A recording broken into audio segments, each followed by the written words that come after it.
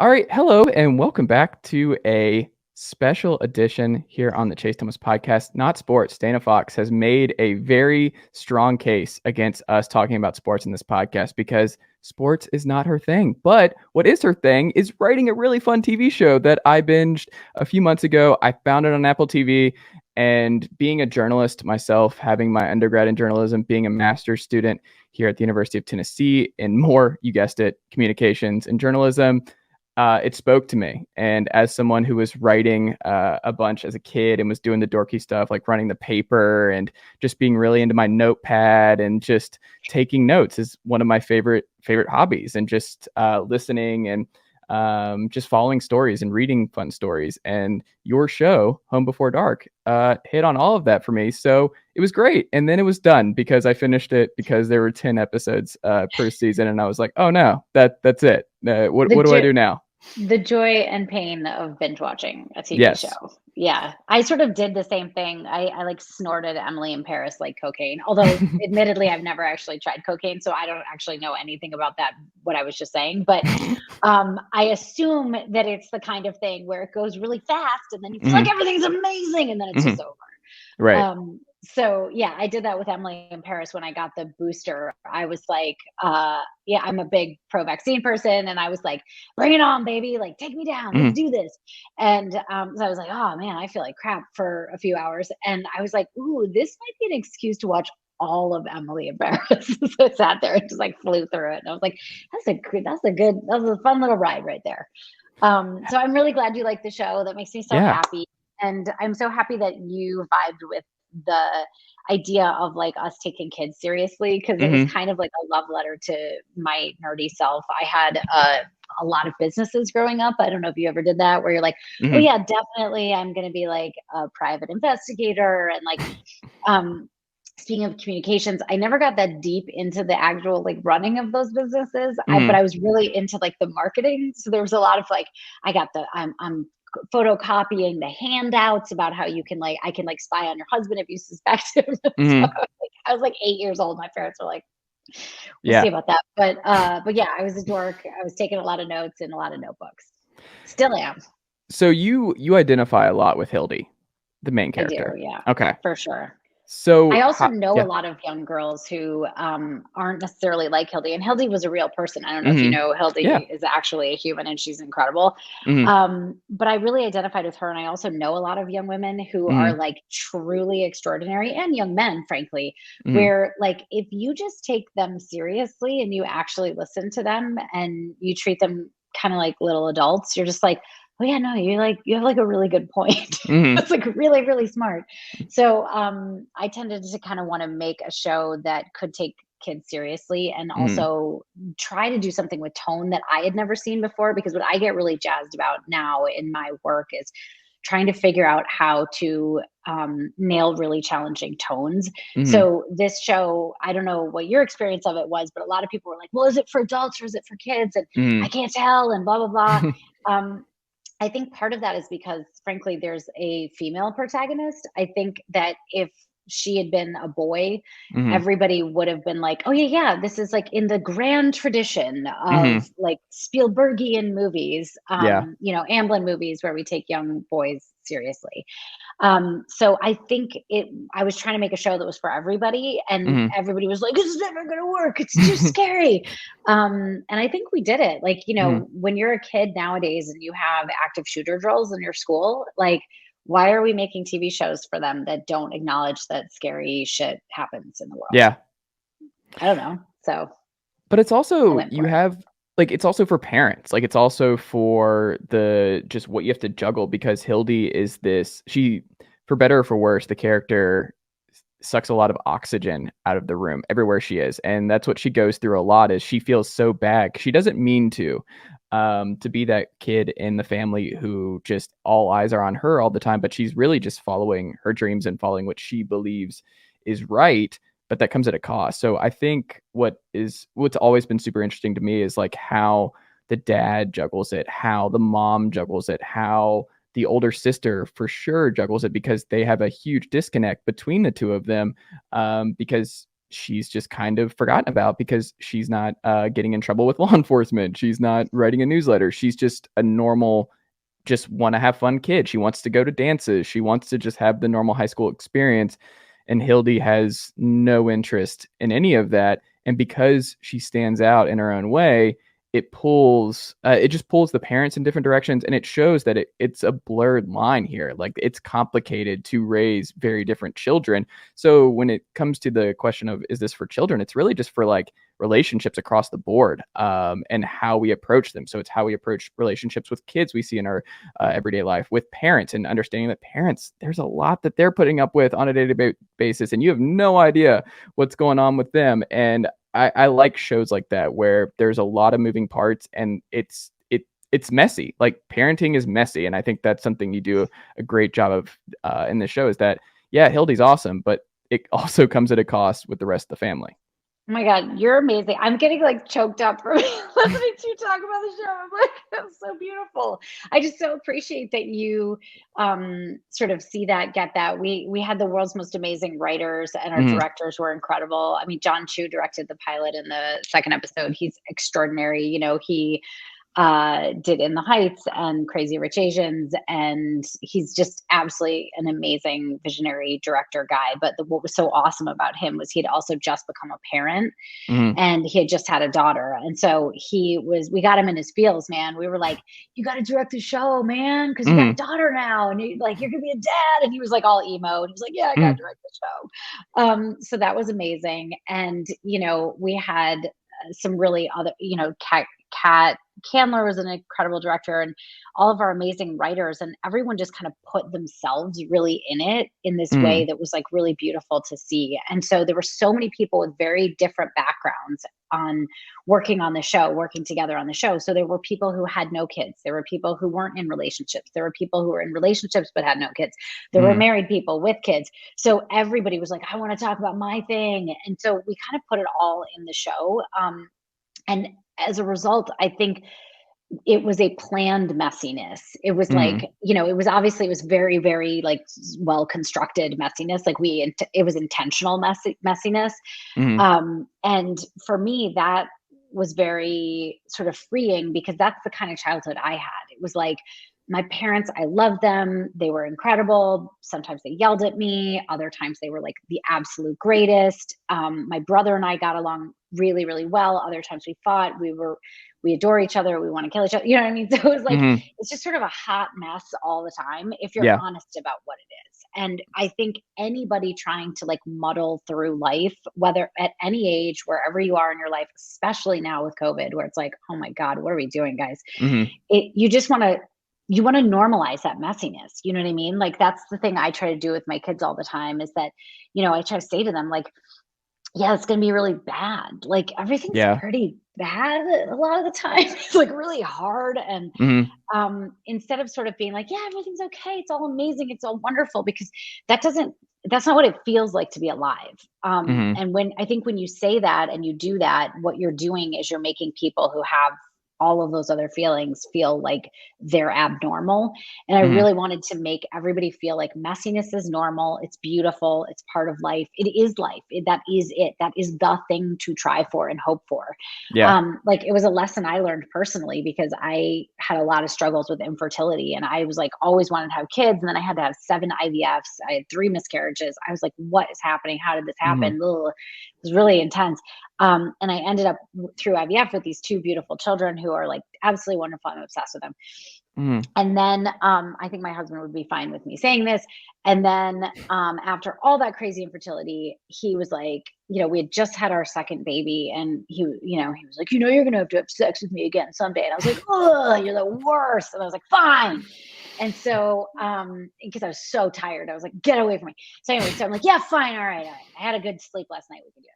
So we had sex one time, and I got pregnant again, naturally, which was like a shocker beyond belief. Like, my face fell off of my face when I figured it out. Like, I could not believe that it happened. It was the craziest thing in my entire life. So I ended up with 3 kids, which is definitely a lot of kids. Like, if anybody out there has 3 kids, like, who has a lot of kids? I'm amazed by most people. Oh, you're totally outnumbered. And so basically I went from being like a perfectionist A+ student who went to Stanford, who got everything right, who tried really hard, did it all right, Mhm. to being like, oh, I'm fucked up. Like I got nothing. I was a mess and I was Mhm. tired and I was dirty and I was gross and I couldn't keep it together. I was crying all the time. I was laughing, I was crying. So I remember thinking to myself, I'm just going to lean into this. I'm going to lean Mhm. into this mess. I am not going to try to keep cleaning up this mess over and over again. I'm going to be like, the joy is the mess. And I'm just going to get down on the floor when it gets really bad. And I'm just going to Mhm. like let the mess like fall all over me. Mhm. And so that was what ended up sort of breaking me of my perfectionism in the end, was I was just like, oh man, like you can, if you can learn to have fun in the chaos, it can Mhm. actually be a good life. So anyway, I don't know how we got on that, but Well, I mean, you're that the actually best, Chase. Like, what's your story? What are you doing? Let's do a podcast about you. I No, no, guess no, this no. is a This podcast about actually you. is. This is what I do. Is that this is what I do. But no, I think that's interesting too. Does that inform how you write now because you have three kids and because they like obviously the main characters have three children of their own and three very different children, one also being very young, but Bridget is kind of what you're describing, where she goes back to work.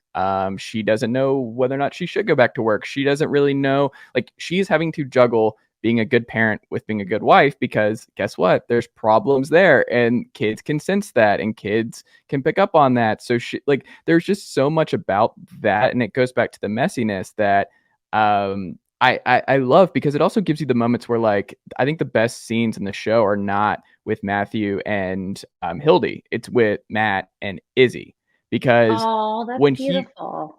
and I really believe that because I think when he realizes that he overlooked her and he realizes that he messed up, that's a huge thing because he will always have the relationship with Hildy. He'll always Yeah. have that they love the same thing, they're wired the same way.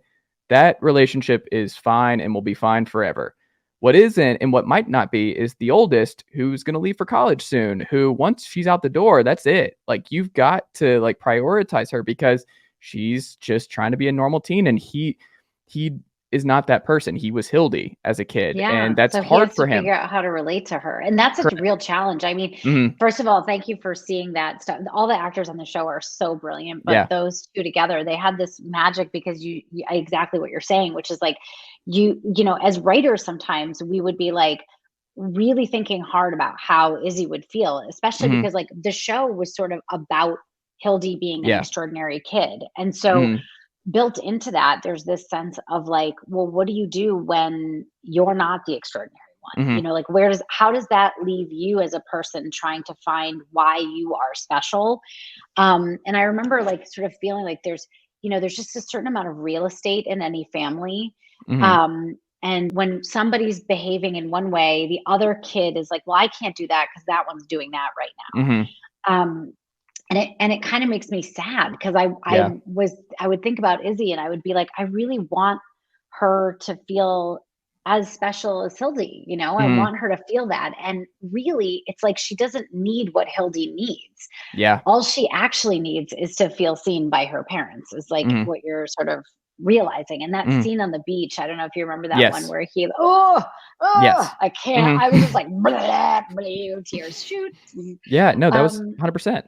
Yeah. Best scene ever, and it's so natural. It's like you're Mhm. actually watching all of these like our show was we were really like a total family when we were shooting those, like every season we were a family, especially in COVID, because like Mhm. literally though they couldn't see anybody else besides each other. Hmm. Like it was like, I mean they could, but it was like everything was so bubbled. We went back to shooting very early in the COVID pandemic, and because we were actually in Canada shooting, Mm. and Canada originally had handled it so well that it was sort of like staying much more kind of at bay in Yeah. Vancouver. So we came back very early, and we had this extraordinary producer. Her name is Connie Dolphin. Oh my God, the best. I Mhm. mean, Connie Dolphin, first of all. Mhm. Um, And she just made sure we did not get shut down. We were super careful. We were all about following all the rules, etc. But one of the sort of offshoots of basically being in quarantine was that they all got like even closer in the second season. So what you're watching on screen in the show is real. Like it's like real love. Like they had real love for each other. They're all still like best friends. Every time we're not shooting, they're like hanging out with each other because they all love each other so much and reaching out to each other. And so and also with Brooklyn, who is truly extraordinary, especially at the age that she is, to be able to do what she can do. And it wasn't just because she was like a gifted magical child, which she is. It was partly because she just had like the most extraordinary work ethic. And her mother, Courtney Prince, who's this like incredible acting coach for kids, would help her like get really inside of all of the stuff, all of the material. So by the time she was actually shooting, you would just see her actually truly inhabit those moments and like feel those feelings on camera. It wasn't like she was pretending. It was like she had figured out a way to access some part of herself where she was experiencing real grief about certain things, or she was experiencing happiness or sadness or all these different things. So it's like for me, as somebody who's worked with a lot of actors, I couldn't take my eyes off of those special sort of moments where you get lightning in a bottle. There was a similar one you're talking about with Izzy, where you're like, oh, I just caught something like so magical with a camera. And I kind of will always be grateful for those moments because that's the kind of thing that gets me like really excited about my job. It's not the stuff where we learn our lines, we show up, we say the words. It's sort of the times when we make magic together. Have there been scenes at times where you're like, well, that was a lot better on paper. That was a lot better. Luckily on that show, like I didn't really have that experience a lot. And one of the things that I also had was I had the help of like some really extraordinary people, other producers, as I mentioned before, the writers, and also like really extraordinary editors and people in post-production, which is for me, editing is like the final writing process because editing, as you know, I'm sure you edit your stuff too. It's like you're sort of writing it once it's like that's the clay, and then you're writing it again to make it what it wants to be. It's like I go into everything going like, oh, I know what I want this scene to be, and I know what I want this episode to feel like. But the one thing I think I'm really good at after all these years of sort of doing it in movies and in television is I immediately let go of what I thought it was going to be or what I wanted it to be. And I go, well, what did I get? Like, what is it? Like, let's be realistic about what it is. And maybe I found something I didn't think I was going to find. Maybe I didn't like something I thought I was going to like. And so then it's all about, at that moment, really getting in there with, your editors. And I had so many extraordinary editors, but I do have to shout out Myron Kirstein, who is like really like my partner in crime in post. And he just got nominated for an Oscar 2 days ago or yesterday. I'm just so proud of him. He's incredible. He got nominated for an Oscar for Tick, Tick, Boom. So very cool. That's my family right there, Myron. But he was really like incredible because we would basically just like basically build every episode from the minute we got it. There were many that we just like got them and we were like, oh, super solid, like great episode, just like awesome, let's go. There were other episodes where we would get them and it was no one's fault. It wasn't the director's fault. It wasn't the actor's fault. It wasn't even the writer's fault. It just was like, like, nope, didn't nail it. Like, just we didn't get it, and it was for a variety of reasons. And I never blame, I never fault anybody. I don't care about that kind of thing. I never want to talk about blame anything, whatever. I just want to like move on and try to make it great. And we would just like, I remember one episode where there was a name of a character who was like a suspect in a thing, and I had like a crazy eureka moment one day where I was like, because we were going to do a few little reshoots to like try to jobby up this episode. And I had this like crazy eureka moment one day where I was like, oh, wait, the character can still say that person's name in that scene, but we can make it a different person. Like, I was like, oh my God, I'm a genius. And so that was like the dumbest thing. And it's like, of course, duh. Like once you see it, you're like, yeah, duh. But it's like when you play one of those incredible puzzle games where Wordle or whatever the heck it is. And you're just like, bing, I Yeah. did it. But that's sort of what editing feels like to me. So super fun part of the process. And by the way, sports, Yeah. I'm looping it. I'm I looping it like right it. back to you You're and thinking to about the sports. pod. I appreciate that. I love the pod. I love your pod community. I just want to give a shout out to the Yeah. sports. Dana Fox, the sportswoman. People forget that. Kind of a fanatic, if I'm honest. No, but what I was going to say is the one way in which now that I live with a human being, my sweet, wonderful husband, who is obsessed with British football, aka soccer. Who's his team? Manchester City or United? United. Did you see how scared I was? I know. I was like, okay. I know. There you go. Got the kit. Oh wait, no, Liverpool. Oh my God. Very different. Those are rivals. Oh God. Oh no, that's in here forever. No, we're leaving. No, cut it out. I can't do that. No. Tell my husband I know the team. He literally bought our children matching Liverpool kits. So they're wearing full kits all the time, matching, including my daughter. Cool. Well, I'm a Liverpool fan, so this works. Oh my God, thank God. I got really panicked. I really panicked. Did you see how scared I was when I was saying I know. I knew it was wrong. I was I freaked out. Yeah, so he's a huge Liverpool fan.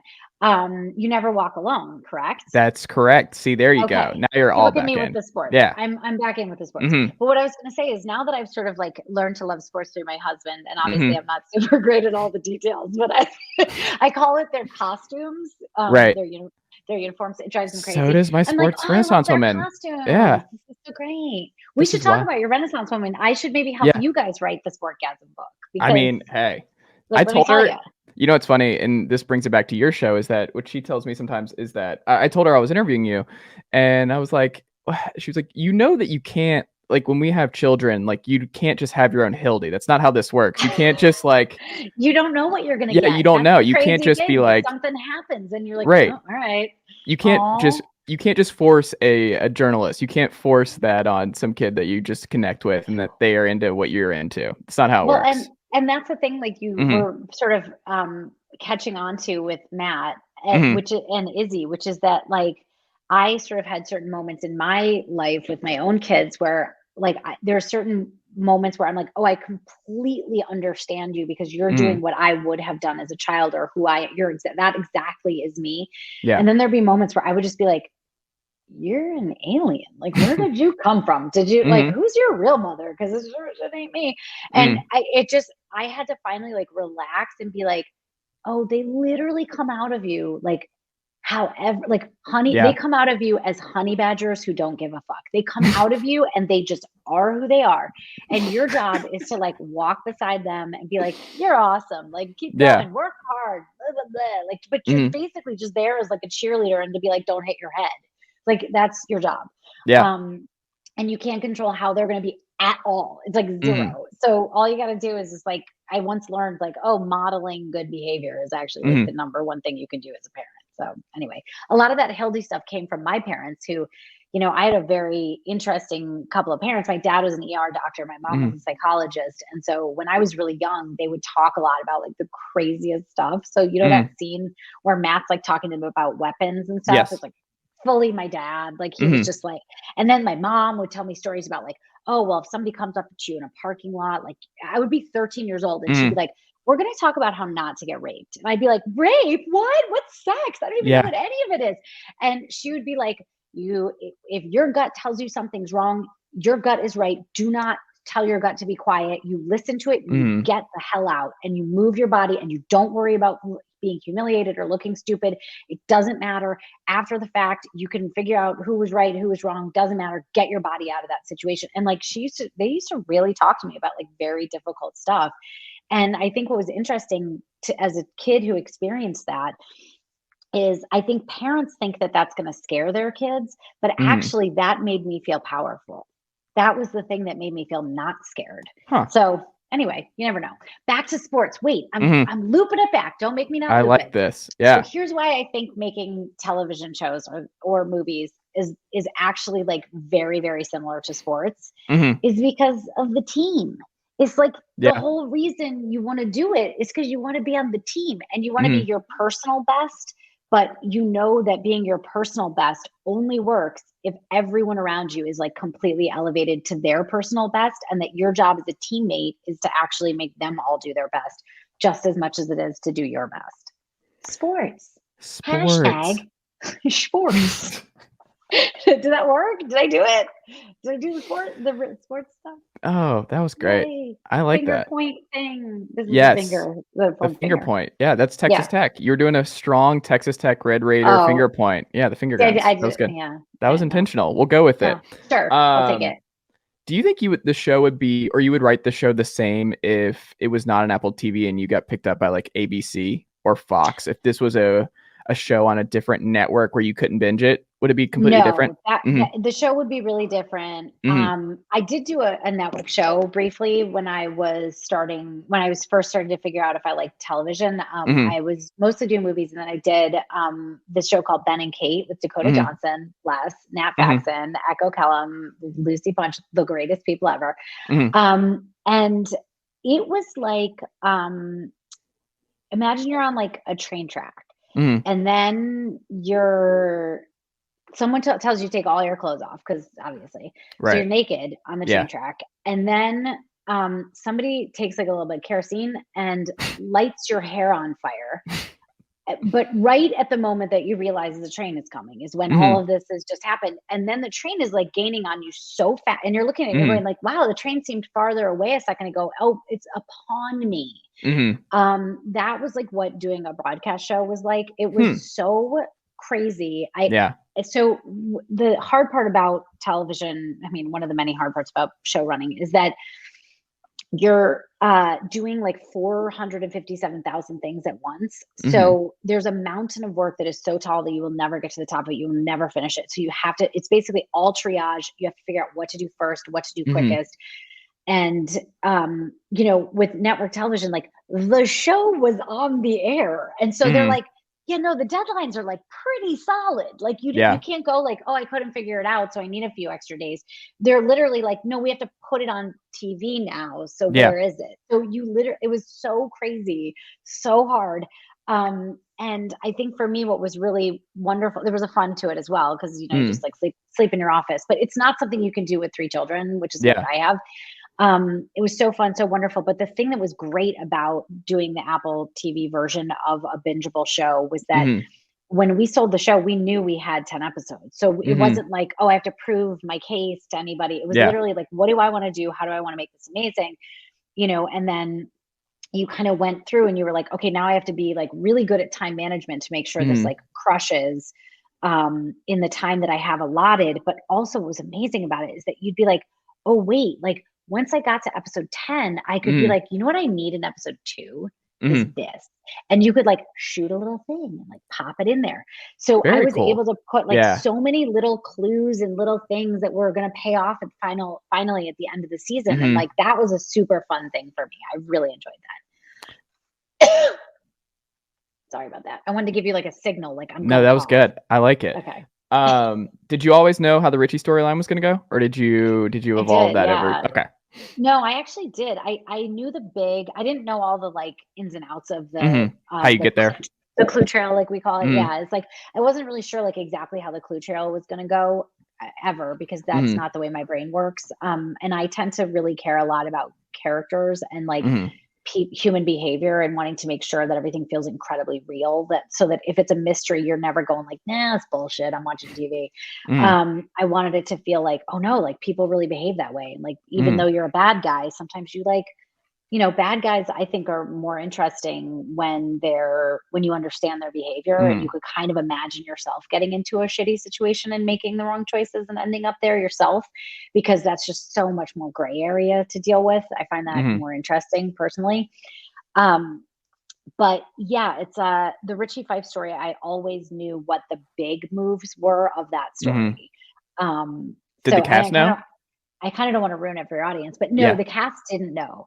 The Okay. cast did not know, which was really fun because we Mhm. would only give them what their character knew at that point. And, Huh. that to me, that was like a really fun way of doing it. And there Mhm. were only a few times where the actors would be like, okay, but I kind of just need to know, like, is this going like, and it wasn't really about the mystery usually. It was Mhm. usually about their characters. It's like, this guy, like, am I going to end up being attracted to him, or am I? Mhm. And I'm like, okay, I'll tell you a little bit more about that. But I didn't want them to know what the mystery was because I wanted us to be figuring it out with them. Us, the audience, not the writers. Hopefully we knew. we only knew like a little bit ahead of time, but we figured it out. Yeah, so that was a cool way to kind of keep their characters feeling really real, I thought. What do you have planned for season 3? Like, give me the full layout, just everything episode by episode, what you've got going. I'm always told by Apple that I'm not allowed to talk about anything that is in the future or speculative or anything like that. So I never talk about it. Also, I'm very bad at keeping my mouth shut about things. So definitely Well, let's not get you in trouble. Yeah, let's not do that because I like the show and I'd rather the show continue. And I don't want to be the person responsible for Home Before Dark changing gears here. Well, do you have a end game in mind? When you pitched the show and you got started, did you kind of already know how many seasons and what you wanted this to be?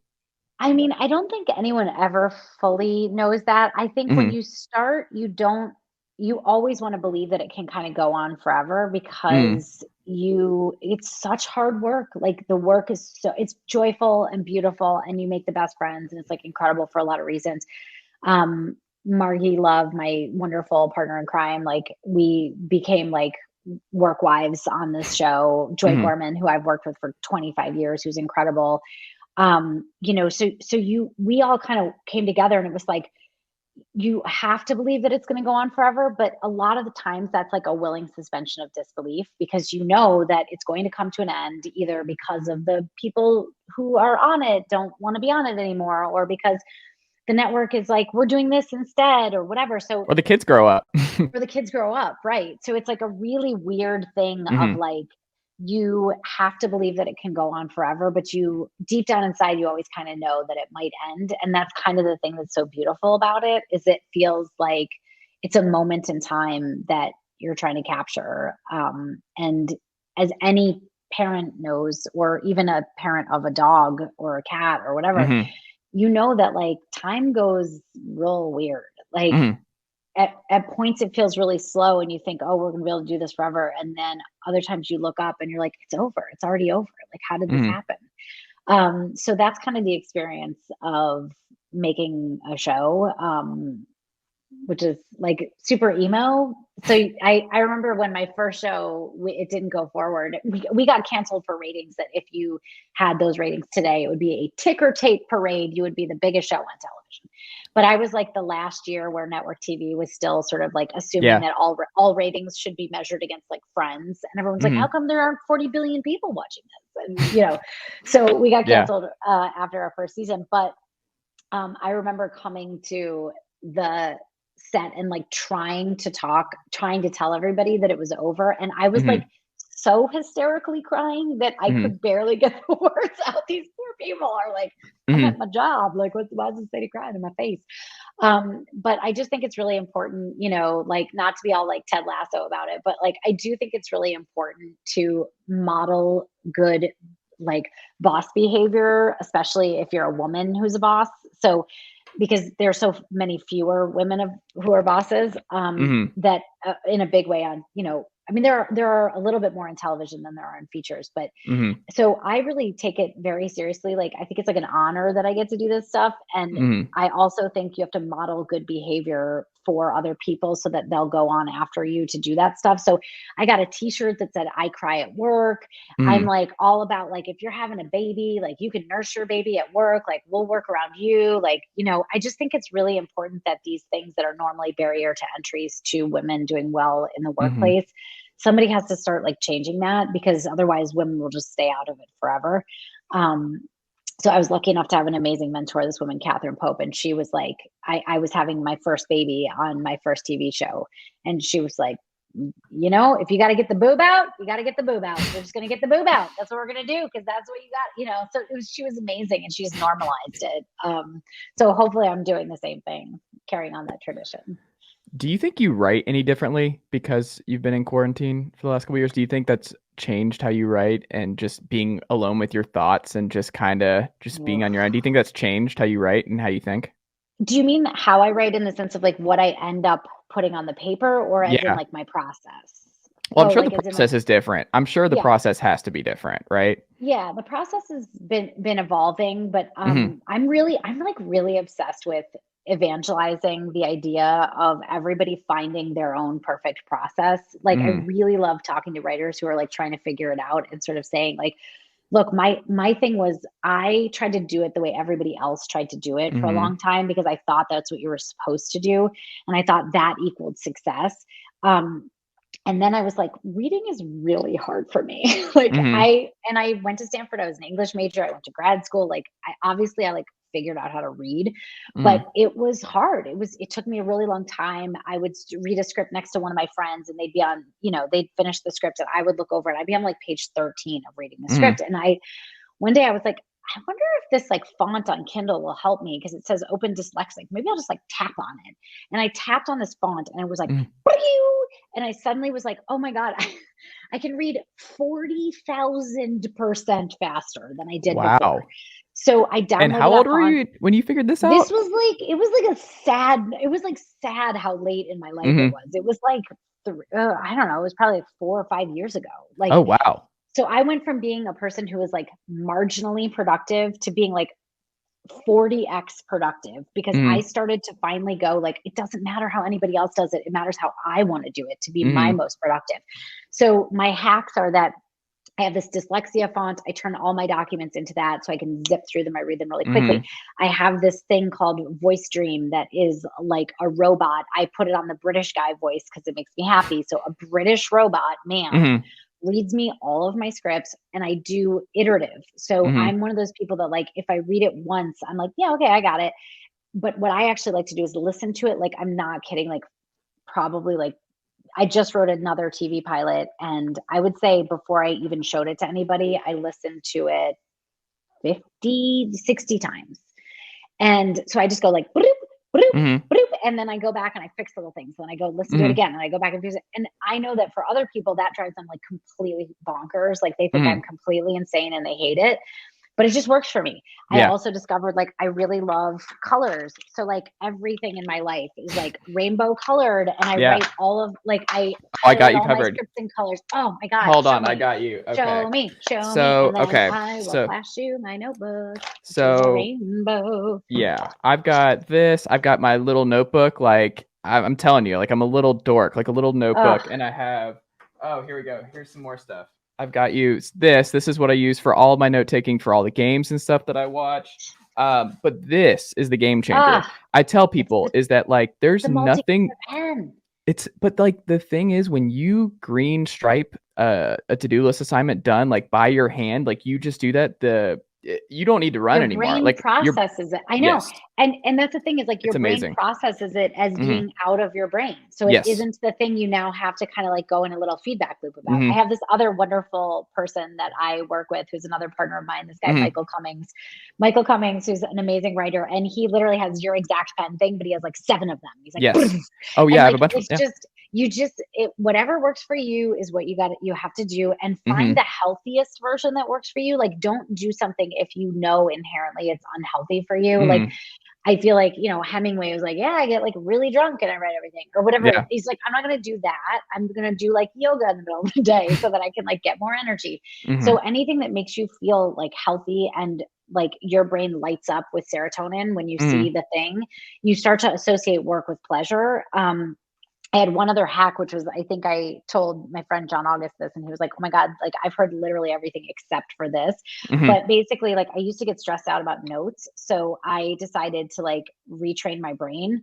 And so what I did is I got on the Stairmaster. I did 15 minutes on the Stairmaster. I opened the notes up on an iPad. I read them while I was like sweating and like completely like heart racy. And I was like, oh, okay, these notes aren't that bad. And then I did it again a few times that way. And I like trained myself to like physically enjoy the feeling of getting notes because I took the anxiety out of it. Because I used to get anxiety. I used to get like heart racy, like, oh shit, oh my God, they didn't like it. And now I have all this extra work to do. And I thought I was done. And, and now I'm like, who's got some notes for me? Like I get excited because I'm just like, oh, I can like unravel like just like like when a necklace gets tied up, there's a real pleasure in unraveling it. And it's like, yeah, it's a problem. But I'm like really enjoying solving this problem. So I've just trained myself to enjoy the process. What is one thing that Home Before Dark fans would be most surprised to learn about you? Oh, but wait, I was going to say one other thing. Oh yeah, thing. go ahead. back to your real question, because I never actually answer questions. I don't know if No, you it's noticed that. good. I get like super ADHD, pew, and I like pop off to a different thing. It's but okay. but no, the thing is, you did ask me, like, has my writing changed in Mhm. COVID? You know what's interesting is I actually don't. I have decided as a person, I do not Mhm. want to deal with COVID in my entertainment. Mhm. Like, I personally am not seeking out really depressing things right now. I'm seeking out things that make me really happy. I'm watching Abbott Elementary. It's an unmitigated delight, this show. I'm Mhm. like, who doesn't love this show? This is great. I love this. Mhm. It's so well done. It's beautiful. I love it. I'm so happy. I'm Great British Bake Off all day long. I'm like, give me some of those Brits being nice to each other in Mhm. something that you barely recognize as a competition because everybody's Yeah. helping each other and nobody wins anything. Like, this is what I want. I Mhm. want pure happiness. I want escapism. I want to get out of the world that I'm actually currently in. Yeah. So one of the things I'm not doing is writing about COVID. No Yeah. one's in a mask. I don't really want to acknowledge that it exists because, like, yeah, no, we get it. It exists. I Mhm. watch the news every day. I'm depressed. It's awful. I'm super sad. Mhm. So I want my entertainment to lift me up. I have this movie coming out in March called The Lost City, which Mhm. is with Sandra Bullock and Channing Tatum. I mean, it's a total delight. Oh, Mhm. and Brad Pitt. There's this new guy named Brad Pitt. Right. I've heard He of him. turns out to Yeah. be a delight. Mhm. This kid's gonna make it. So yeah, it's so great. Daniel Radcliffe. The movie's like really, really, really fun and delightful. And Yeah. we were sort of doing one of those like weird COVID related test screenings where you like watch people watch it and you watch it Mhm. through your computer. It's the weirdest thing in the world. But it like really moved me to see how hard people were laughing and how Mhm. much they seemed to really need that. So for me in COVID, like my writing is, even if I'm writing about something that's like a drama, I want it to be fun. I Mhm. want to feel the experience of watching it to be really fun because life is like really hard right now for Yeah. everybody. I actually have like a renewed sense of purpose in my work, which is like, I just really want to bring people joy and I want to make them be able to forget for a moment their troubles and it just feel a little sense of peace and happiness. And I know that sounds so cheeseball, but it's true. No, but it's also real, and that's something that I've told, the girlfriend about your show is that, I like, love your girlfriend, by the way. I'm like mm, super invested in her. Like she's gonna I'm be so really excited sad. about her. She's gonna be so. Ugh, Well, you know what's funny is I had someone on a few months back, and I forgot what they said, but like because I brought her up organically a couple times, they were like, "Oh, you love this girl." Like the fact I that you know find a it's way, so like if yeah, it's not forced or anything. Like yeah, I'm gonna marry this woman one day, all that kind of stuff. It's all great. Like love yes. her so much. Wait, are you from the South? I am. I'm from Atlanta. Okay, because that's cute. Margie Mm, loves from Atlanta. She's the greatest. My husband is mm, actually from Williamsburg, Virginia. So mm, there, when I first met him and he was working at mm, ESPN and he was 28 years old and I was mm. 32, I was 1,000, I mean, which was like 1,000 years older than the That's guy. amazing. My girlfriend's 4 years older than me. Oh my God. Amazing. Small So, world. Okay. Yeah. so yeah, like the second I met him, I was like, nah, we're gonna get Yeah. married. This is a drag. Like I was just like, ah, buddy, here we go. Like I just was like, oh yeah, I just love you. But he was so much younger than me. And I thought to Mhm. myself, like, this is crazy. Like this is not gonna work out. There's no way. And wait, I actually think the age difference was bigger. Oh my Okay. God. Ew. I think he was like 25. Oh my God, I'm disgusting. Anyway, he was Uh-huh. very young. It was very Yeah. upsetting. So, and in boy years, that's like Mhm. 13 compared to Yes. female years because we're obviously more mature than you. No offense, you're a Yes. delight, but not you. You're mature. I get that you were mature when you were little. So anyway, long story short, I didn't understand this Mhm. sort of concept of he was young, but from the South, which Mhm. actually equals old.